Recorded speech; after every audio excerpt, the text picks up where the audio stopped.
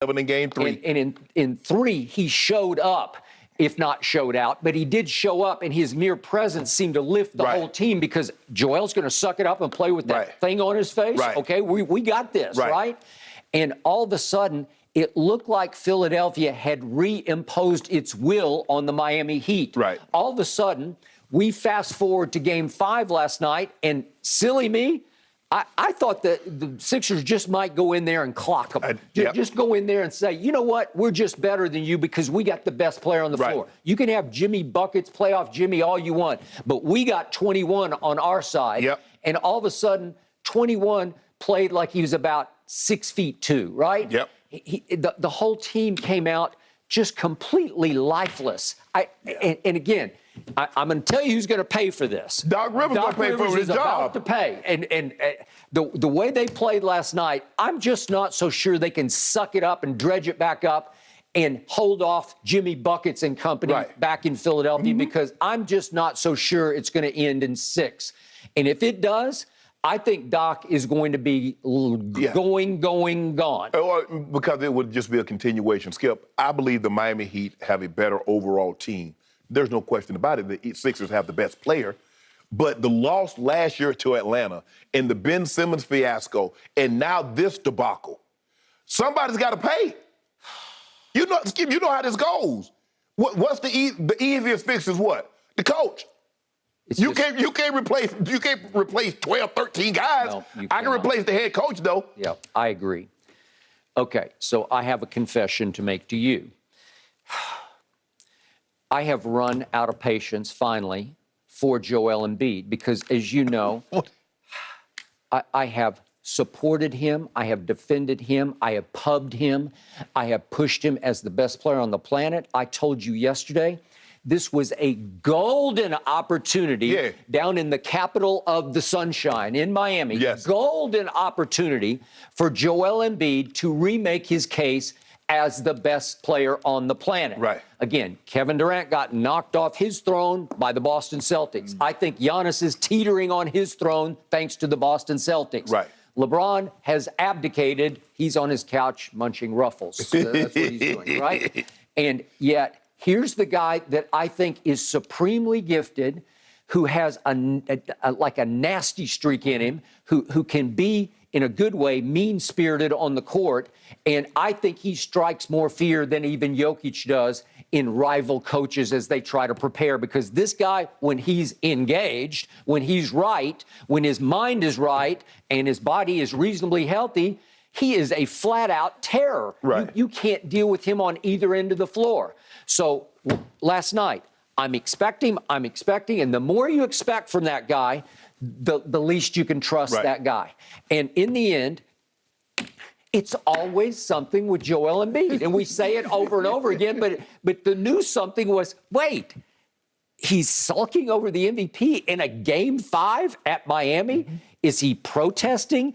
Is he rebelling against Doc? I don't know what's going on, but something in his psyche was out of whack last night, especially in the first half. I saw some flashes. I saw some glimpses of the Joel Embiid in the third quarter, as you said. But it was way too little, way too late, and it didn't sustain itself for the rest of the game.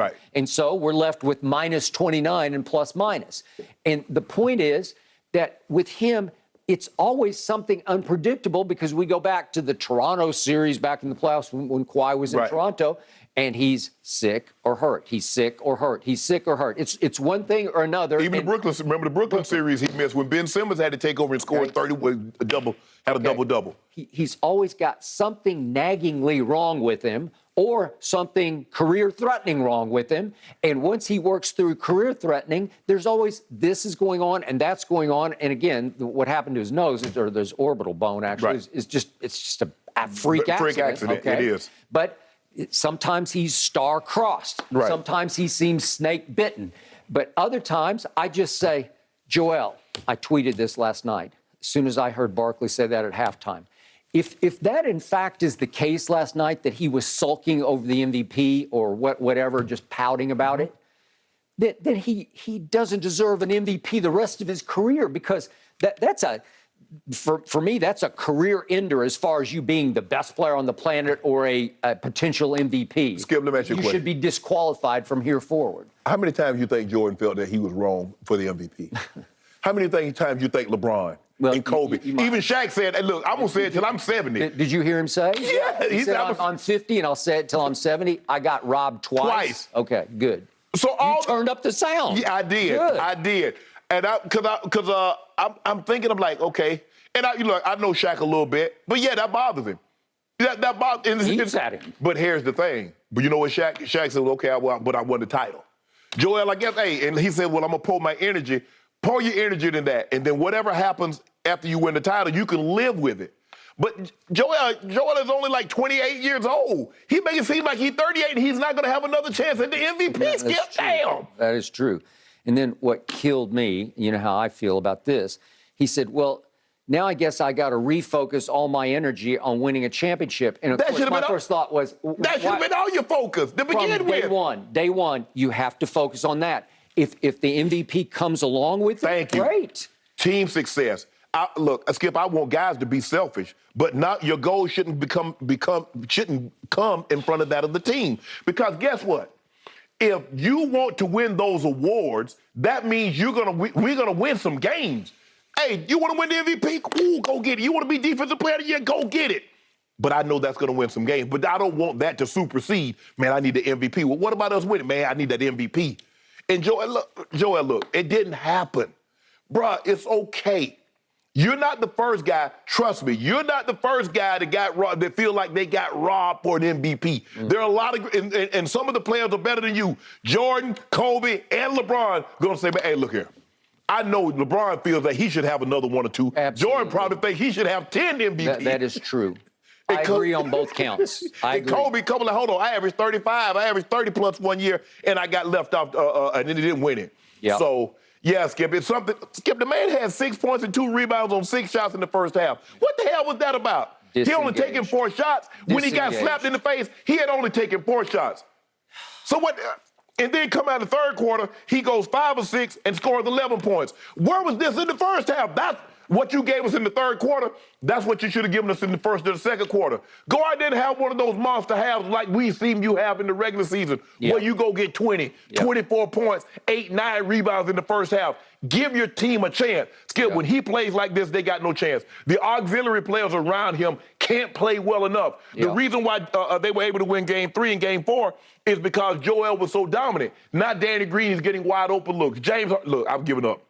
James Harden ain't putting no games together back-to-back. Hey, at this point in time, I'm just saying, the season, come back, get healthy. Last place you want to have James Harden be is in South Beach. That's Miami. That's the last place you want him, that guy, to be. Now, Philly, it might be a change. It might be a change of scenery. He might play better. I ain't holding my breath on that. Yeah. But Joel Embiid, this was very disappointing on you last night, bro. So here's the classic, for me, social media victim or prisoner type of a quote from Joel last night after the game.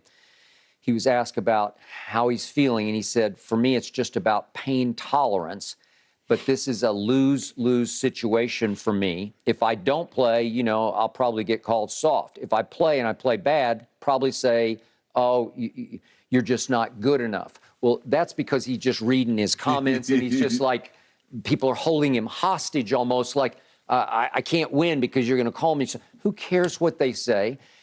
Are you going to play or are you not going to play? Right. And if you're going to play, don't tell me you're in a lose-lose situation, because if that's your mentality going out there, that's kind of how he played in the first half, like, I can't win. Right. Like, I don't really feel like playing, but I'm out here so you won't call me soft, right? But you're doing nothing, so we're going to call you soft because you only had 6 points in the first half. Okay. Well, either go or don't go. Right. And if you don't feel like going, just don't even look at your phone.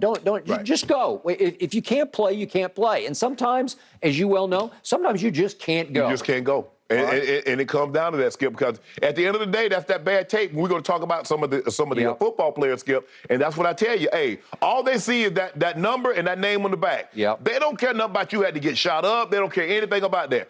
But I was surprised, Skip. I'm surprised that he came back as quick as he did dealing with that, considering I had a very similar injury. And we both applauded him for Game 3. Yes. Just being out on the floor. Had he not come back, Skip, they'd have got swept. This series would have been over. Absolutely.